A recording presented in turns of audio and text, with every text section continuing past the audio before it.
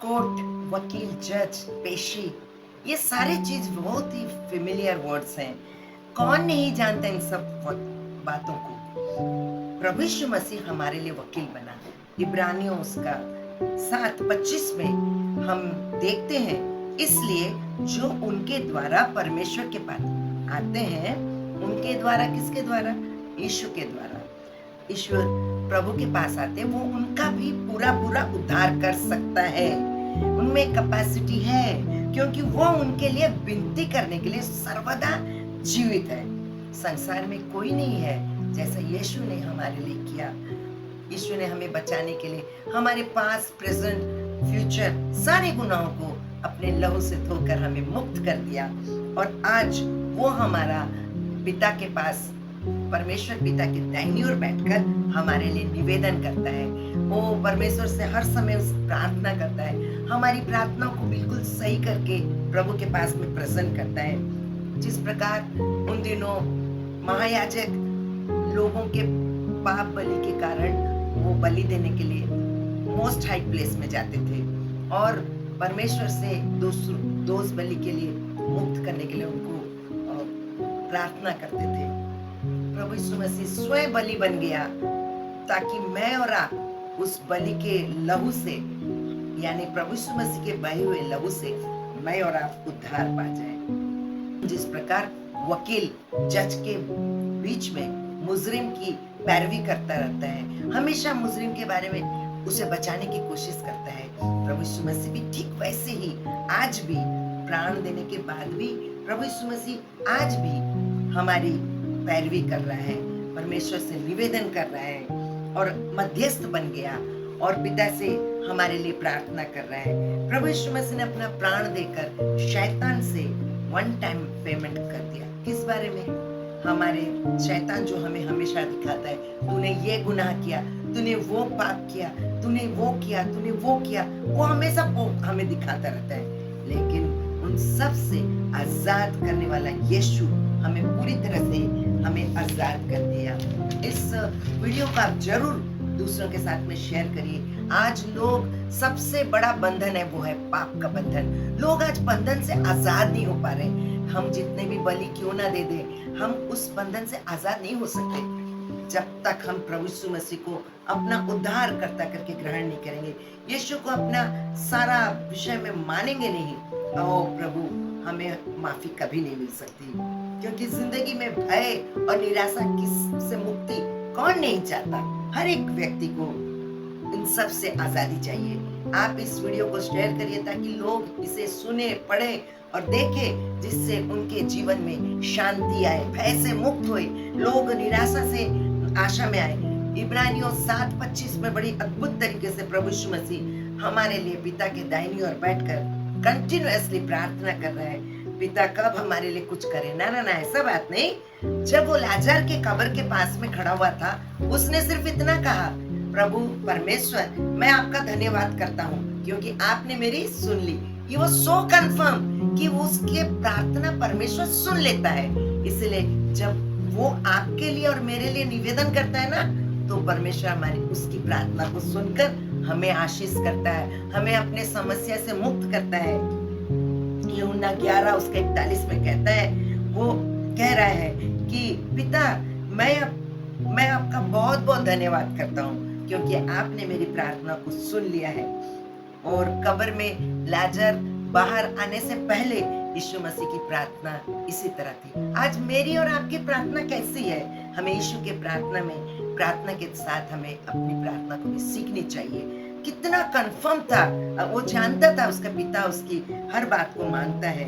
और यीशु मसीह हमारा ऐसा महायाजक है जो साल में एक बार नहीं, वो जिंदगी में एक बार उसने अपना प्राण देकर इस बात को साबित कर दिया है कि मुझे और आपको किसी भी बात की बलि चढ़ाने की जरूरत नहीं है, क्योंकि हमारा बलि का मेमना यीशु स्वयं उस कलवरी के क्रूस पर काट पे ठोक दिया। किन चीजों को? मेरे और आपके गुनाहों को लेकर वो दोष से हमें मुक्त कर दिया। और यीशु मसीह कंटिन्यूअसली आज भी आपके लिए, मेरे लिए निवेदन करता है। उन दिनों महायाजक जाते थे और चिड़िया को काटते थे, परों को अलग करते थे। प्रभु यीशु मसीह आज हमारे प्रार्थना में जिन बातों की आवश्यकता नहीं, बिना आवश्यकता की बातों को प्रभु उसे स्क्रूटिनी करता है, सुंदर तरीके से उसे सफाई के साथ में परमेश्वर के सामने रखता है। जिस प्रकार उस प्रार्थना में अब सवाल उठता है, उस प्रार्थना में कौन सी गंदगी रहती है? प्रार्थना तो हम इंसान करते हैं, पर वो गंदगी क्या है? पहली बात, अविश्वास।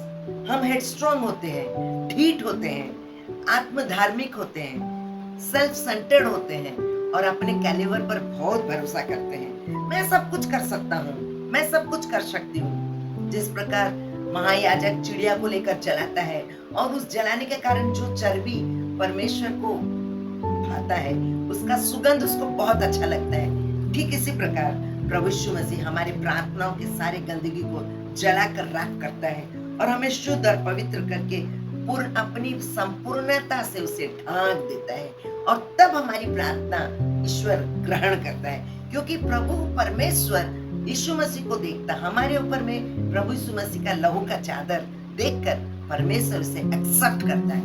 मैं और आप अभी भी गुनाह करते हैं, मरते दम तक करेंगे।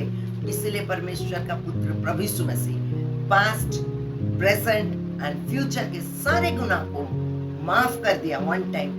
वो उसे पता था हम अपने गुनाहों से कभी भी आजाद नहीं हो सकते और इसीलिए वो हमें अपने गुनाहों से दोष से मुक्त कर दिया है।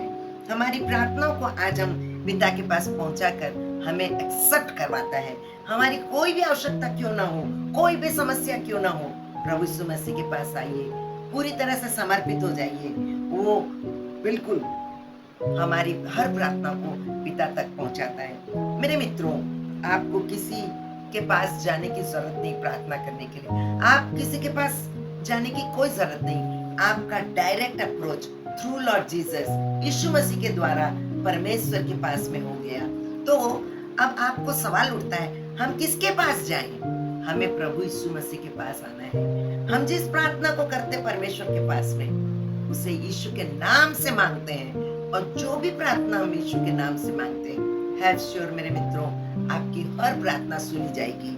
अद्भुत है परमेश्वर का योजना जो आपके लिए और मेरे लिए अद्भुत है। आज जब हम अपने मित्रों से बातें करते हैं तो वो समय देने के लिए नकारते हैं, लेकिन जब हम प्रभु के पास आते हैं, वो हमेशा अपनी बाहों को फैलाकर हमें अपने पास बुलाता है और अपने धार्मिकता के चादर से हमें ढांप देता है। मेरे मित्रों, आज क्या, कहां पर, कब, कैसे प्रार्थना करें हमें नहीं मालूम। पवित्र आत्मा हमारी मदद करता है, जो व्यक्तिगत तरीके से हम जब अपने आप को पवित्र आत्मा के हाथों में सौंपते हैं और कहते हैं, पवित्र आत्मा इस सिचुएशन में मुझे कैसे प्रार्थना करना चाहिए, मैं नहीं जानता हूँ, मुझे प्रार्थना करना सिखाइए। वो हमें प्रार्थना के शब्द देता है और हम यीशु के नाम से जब हम इसे मांगते हैं तो परमेश्वर हमारी हर प्रार्थना को सुनता है। और क्योंकि रोमन्स उसका 8, 26, 27, 28 में लिखता है, क्योंकि हम प्रार्थना करना जानते ही नहीं और आत्मा आप ही हम में आहें भर भर कर जो बयान से बाहर है, और मनों का जांचने वाला वो जानता है आत्मा की मंशा क्या है, आत्मा किस मकसद से हमारे लिए प्रार्थना करता है। ये मनों का जांचने वाला कौन है? परमेश्वर। वो हमारी प्रार्थनाओं को समझ लेता है क्योंकि पवित्र आत्मा उसे प्रसन्न करता है। इस सुंदर विषय को आप दूसरों के साथ में शेयर करिए और बहुतायत से आशीष पाएं।